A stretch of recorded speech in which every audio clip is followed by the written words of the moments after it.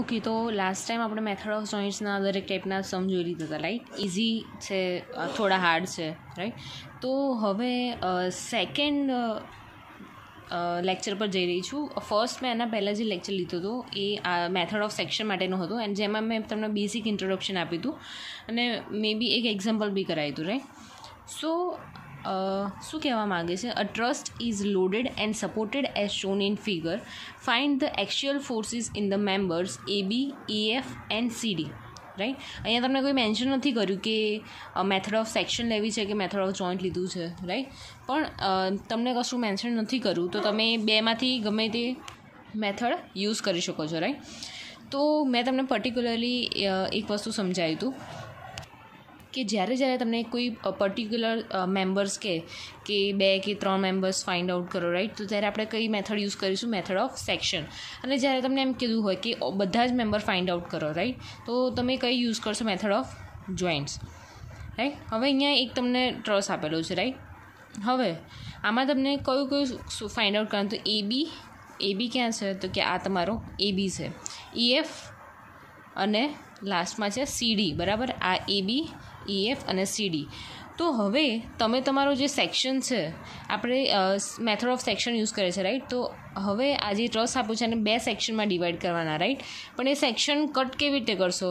તો કે જે મેમ્બર્સ તમને ફાઇન્ડ આઉટ કરે છે એમાંથી તમારી જે સેક્શન જે છે એ પાસ થવું જોઈએ, રાઈટ. તો સપોઝ અહીંયા હું એક લાઇન લઈ લઉં, બરાબર. આ ABમાંથી પાસ થઈ ગયો. હવે વાત કરીએ EFમાંથી પાસ થઈ ગયો, રાઈટ. અને છેલ્લે પાસ થઈ ગયો CDમાંથી. એટલે મતલબ આવો આપણે એક સેક્શન કટ કર્યો કે જે સેક્શન AB, EF અને CDમાંથી પાસ થાય. તો ત્રણેયમાંથી લાઇન ટચ કરે છે, રાઈટ.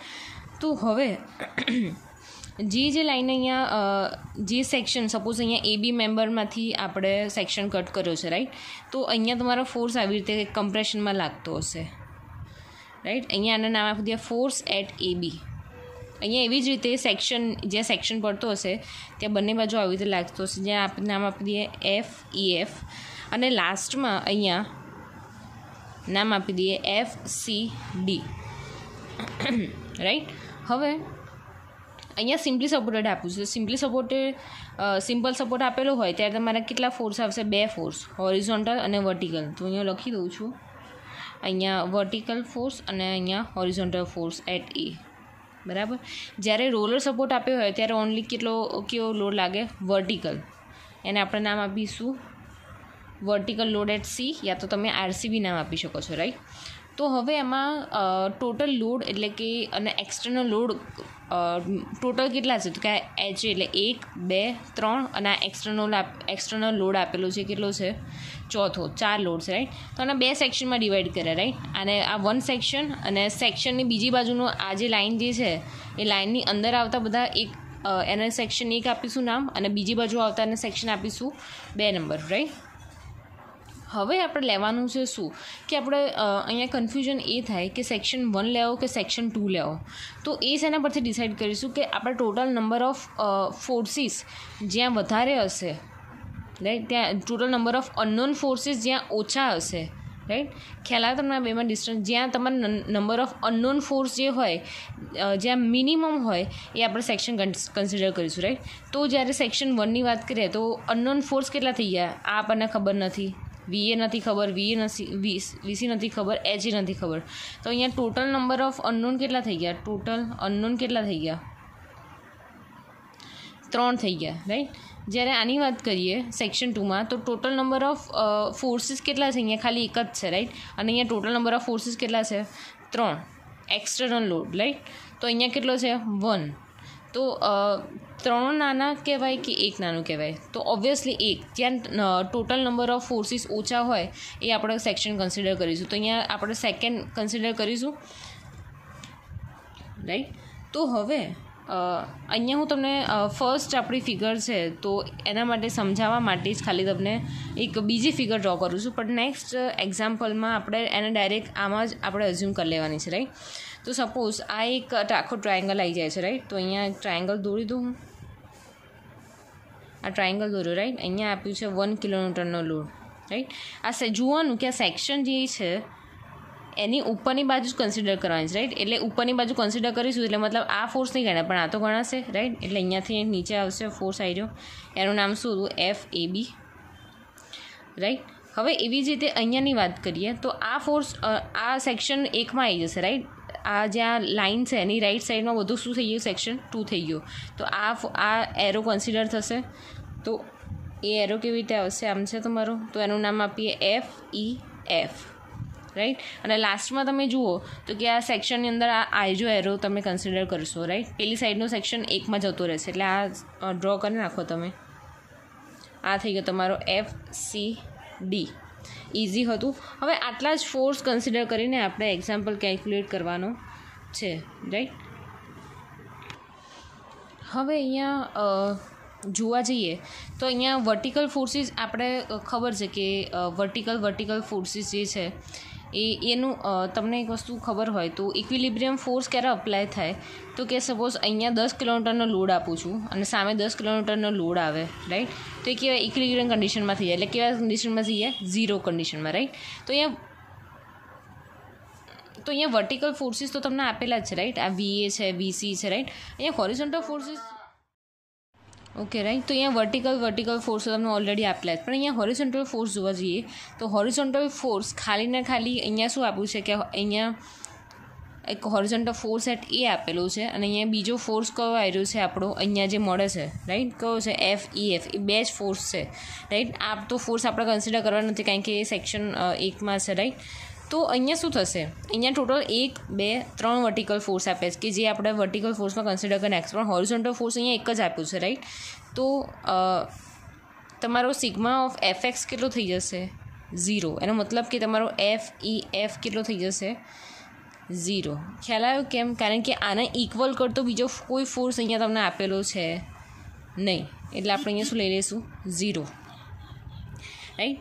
હવે શું કરીશું આપણે? આ બધા જ 1, 2 હવે આપણી પાસે કેટલા અનનોન ફોર્સ રહ્યા? આ તો આપણને ખબર પડી ગઈ કે આ તો 0 છે, રાઈટ.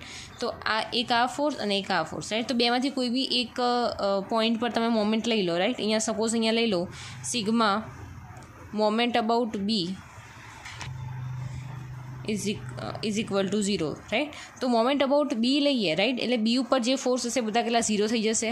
આ ફોર્સ આપણે કન્સિડર કરીશું ને કારણ કે આ ઓલરેડી 0 આવી ગયો. હવે 1 કિલોમીટરની વાત કરીએ તો B પર તમે થંબ મૂકો અને એકની વાત કરો તો એ કેવું જાય છે? એમ ક્લોકવાઇઝ ડિરેક્શનમાં જાય તો પ્લસ આવશે. +1 મલ્ટીપ્લાય બાય બે વચ્ચેનું ડિસ્ટન્સ. તો અહીંયા જોવાનું કે બે વચ્ચેનું ડિસ્ટન્સ કેટલું આપ્યું છે તો કે આ 1 કિલોમીટર અહીંયા છે અને B પોઈન્ટ અહીંયા છે, તો 0.5 + 0.5 કેટલા આવી જશે? 1. એટલે 1 મલ્ટીપ્લાય બાય 1. બીજો ફોર્સ આયરો FCD છે, તો અહીંયા તમે થંબનું રૂલ જોઈશું, અહીંયા થંબ મૂકશો તમે તો આ કેવું જાય છે? ક્લોકવાઇઝ ડિરેક્શનમાં જશે. તો આ કેવું થઈ જશે તમારું? +FCD મલ્ટીપ્લાય બાય બે વચ્ચેનું ડિસ્ટન્સ. તો BD વચ્ચેનું ડિસ્ટન્સ કેટલું છે? 0.5 + 0.5 + 0.5 એટલે કે 1.5 is equal to 0. FCD multiply by 1.5 આ સામે જશે એટલે કેટલા થઈ જશે?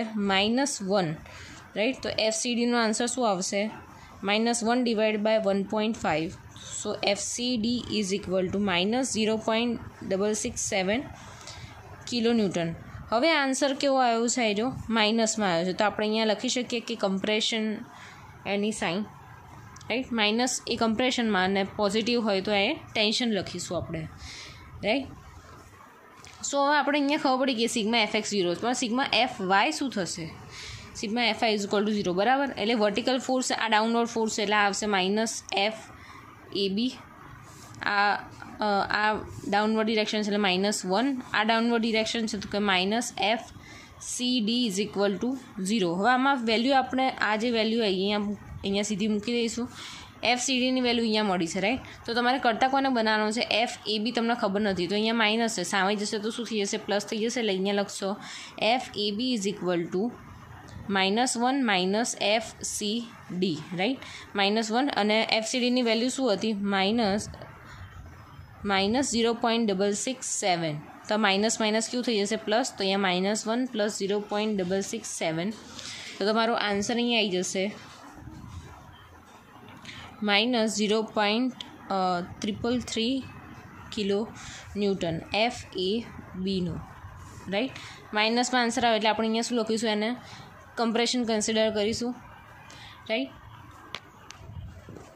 તો હવે આ જે એક્ઝામ્પલ કેલ્ક્યુલેશન કર્યો એમાં મેં તમને પહેલાં જ કીધું હતું, નીચે આપણે પેલું સૌથી પહેલાં ટેબલ બનાવ્યું હતું ને, અહીંયા મેમ્બર લખવાના, રાઈટ, મેમ્બર એની અહીંયા વેલ્યુ અને બાજુમાં અહીંયા આવશે એનું નેચર, રાઈટ. તો અહીંયા 2 member total 3 member find out કરવાના હતા, રાઈટ.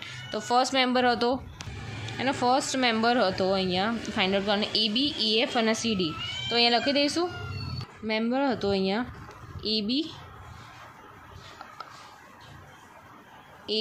EF અને CD. તો એની વેલ્યુ શું આવી? તો ABની વેલ્યુ આવી અહીંયા મળી આપણને 0.333, રાઈટ. અહીંયા આપણે માઇનસ કે પ્લસ નહીં લખીએ, માઇનસ કે પ્લસ એને આપણે નેચરમાં લખી દઈશું, રાઈટ. તો ABની વેલ્યુ 0.333 મળી. એવી જ રીતે EFની વેલ્યુ શું મળી આપણને 0, અહીંયા 0 અને CDની વેલ્યુ મળી 0.667. હવે નેચરમાં શું લખીશું કે ડાયરેક્ટ કમ્પ્રેશન કે ટેન્શન. હવે આની વેલ્યુ આપણને માઇનસ મળતી હતી તો અહીંયા લખીશું કમ્પ્રેશન. અહીંયા તો કશું છે નહીં, 0 વેલ્યુ છે અને આ CDની વેલ્યુ બી માઇનસ મળતી હતી, તો આ કેવું થશે કમ્પ્રેશન મેમ્બર, રાઈટ. તો આવી રીતે એક તમારે એક ટેબલ બનાવવાનું છે. હું બધામાં નહીં બતાવું, આ ખાલી એક તમને બતાવી દીધું કે આવી રીતે કરવાનું છે, રાઈટ. તો તમને ખ્યાલ આવે પહેલાં શું કરવાનું છે. સૌથી પહેલાં એણે શું કર્યું કે એક 2 સેક્શન પાડ્યા, રાઈટ. 2 સેક્શન, એકનું નામ આપ્યું A અને બીજાનું નામ આપ્યું B. ટોટલ લોડ કેટલા એની પર લાગે છે, રાઈટ. ટોટલ લોડ લાગવાથી મતલબ કે કયા લોડ કન્સિડર કરવાના, તો કે સપોર્ટ આપ્યો હોય તો એના, અને બીજું કે કોઈ એક્સટર્નલ લોડ તમને આપેલો હોય એરિયા, રાઈટ. પહેલાં અહીંયા તમને શું કીધું કે AB, EF અને CD. આ AB, EF અને CD આ 3 મેમ્બર ફાઇન્ડ આઉટ કરવાના. તો જેટલા મેમ્બર ફાઇન્ડ આઉટ કરવાના હોય એમાંથી એક સેક્શન એવો પાસ કરવાનો કે એ ત્રણેયમાંથી પાસ થતો હોય, રાઈટ. એ પાસ કર્યા પછી 2 સેક્શન આપણને મળી જશે, રાઈટ. પછી એને ફોર્સ ડિરેક્શન ઓફ ફોર્સ આપવાનું છે કે જ્યાં સેક્શન પડતો હોય ત્યાં આવી રીતે ફોર્સ પ્રોવાઈડ કરવાનો છે, રાઈટ. તો બંને સાઈડ અહીંયા ફોર્સ આવી રીતે ડ્રો કરી નાખ્યા. હવે એ સેક્શન કેવી રીતે ચૂઝ કરશું, સેક્શન ફર્સ્ટ લઈશું કે સેકન્ડ, એ શેના પરથી ખબર છે? નંબર ઓફ ફોર્સીસ જ્યાં વધારે હોય એ આપણે શું કરીશું, નિગ્લેક્ટ કરીશું, રાઈટ. તો આ સપોર્ટ માટે નંબર ઓફ ફોર્સીસ કેટલા આવશે? 1, 2 અને 3. જ્યારે બીજી સેક્શન જે છે ત્યાં ખાલી એક જ 1 કિલોમીટરનો લોડ લાગે છે, રાઈટ. તો સેક્શન 2માં ઓછા લોડ આપેલા છે એટલે અહીંયા આપણે શું લઈશું, સેક્શન 2. તો અહીંયા મેં અલગથી ફિગર એટલે ડ્રો કરી છે કારણ કે તમને નેક્સ્ટ એક્ઝામ્પલમાં સારી રીતે ખબર પડી જાય, રાઈટ. તો અહીંયા જે સેક્શન જે ડ્રો કર્યો છે એની ઉપરની સાઈડ એટલે કે સેક્શન 2 જ ખાલી અહીંયા મેં નીચે તમને ડ્રો કરીને સિમ્પલી દેખાડી દીધું છે, રાઈટ. તો હવે એમાં શું કર્યું કે sigma horizontal is equal to 0 અને sigma vertical is equal to 0 લીધું, રાઈટ. સિગ્મા હોરિઝોન્ટલ 0, તો સિગ્મા હોરિઝોન્ટલ ફોર્સ ખાલી આમાં એક જ છે, રાઈટ. કે એ ફોર્સ કયો કન્સિડર કરતો હવે તમે આમાં કન્ફ્યુઝ થશો કે મેમ આ બાજુનો એરો લેવાનો કે આ બાજુનો એરો લેવાનો, રાઈટ. પણ અહીંયા આપણે સેક્શન 2 કન્સિડર કરીએ છીએ, રાઈટ. તો સેક્શન 2 કન્સિડર કરીએ તો એનો એરો આપણે આ જે સેક્શન 2માં જે એરો આવશે એ જ આપણે કન્સિડર કરીશું, રાઈટ. તો આનો હોરિઝોન્ટલ ફોર્સ અહીંયા લેફ્ટ સાઈડથી રાઈટ બાજુ જાય છે અને આનો રાઈટ ટુ લેફ્ટ જાય છે, રાઈટ. તો બંને ઇક્વલ ફોર્સ થઈ ગયા. ઇક્વલ ફોર્સના લીધે શું આવી જશે, એરો 0 આવી જશે. હવે વધે આપણી જોડે 2 ફોર્સીસ. તો ફાઇન્ડ આઉટ કેવી રીતે કરીશું? તો કોઈ બી બી યા તો ડી પોઈન્ટ પર મોમેન્ટ લઈ લઈશું. સપોઝ અહીંયા ડી પર કદાચ મોમેન્ટ લીધી હોત તો આ ફોર્સ કેવો થઈ જાય, 0 થઈ જાય. તો આપણને શું મળે થાય રહ્યો, FAB મળે. તો FABની વેલ્યુ પરથી આપણને કઈ મળી જાય, FCDની વેલ્યુ. અહીંયા મેં શું લીધું, sigma moment about B point લીધું છે, રાઈટ. તો મોમેન્ટ અબાઉટ બી પોઈન્ટ લીધું તો એની ઉપરના જેટલા બી ફોર્સ હોય એકલા થઈ જશે, 0 થઈ જશે. આ તો ઓલરેડી 0 છે, રાઈટ. રાઈટ. તો એવી રીતે જ વેલ્યુ અહીંયા મૂકી દેવાની છે, રાઈટ. બેમાંથી કોઈ બી એક વેલ્યુ મળી જાય એ બીજી તમે વેલ્યુમાં મૂકી દો, રાઈટ. અને પછી એક નોર્મલ એક ટેબલ બનાવી દો મેમ્બર વેલ્યુ અને એની નેચર માટે. તો મેમ્બર જેટલા ફાઇન્ડ આઉટ કરવા તે મેમ્બર્સ એની સામે જે વેલ્યુ આવી એ બસ ખાલી તમારે મેન્શન નથી કરવાનું કે માઇનસ છે કે પ્લસ છે, રાઈટ. ન્યુટ્રલ 0 હોય તો ન્યુટ્રલ એમાં કશું લખવાની જરૂર નથી કે પ્લસ માઇનસ છે, રાઈટ. તો અહીંયા સાઇન નહીં દેખાડવાની, સાઇન તમારે અહીંયા નેચરમાં દેખાડી દેવાની કે માઇનસ છે તો કમ્પ્રેશન દેખાડી દીધું, માઇનસ છે તો કમ્પ્રેશન દેખાડી દીધું, રાઈટ. તો આ એક સિમ્પલ એક્ઝામ્પલ હતો તમારા મેથડ્સ ઓફ સેક્શનનો. હવે નેક્સ્ટ એક્ઝામ્પલ એનાથી થોડો ડિફિકલ્ટ લઈશું, ઓકે. તો આમાં જો તમને કંઈ કન્ફ્યુઝન લાગતું હોય તો તમે મને કહી શકો છો અને હું દરેક એક્ઝામ્પલની તમને એક PDF ફોટો સાથે હું મોકલી દઈશ, રાઈટ. આ નહીં, મારી પાસે ઓરિજિનલ પડી છે, રાઈટ. તો તમને એમાંથી જો કેલ્ક્યુલેશન કરતાં ફાવતું હોય તો સારું, કારણ કે આ તમને અલગ અલગ જોવા મળે એના કરતાં સારું તમે એકમાંથી જ રિફર કરો, રાઈટ.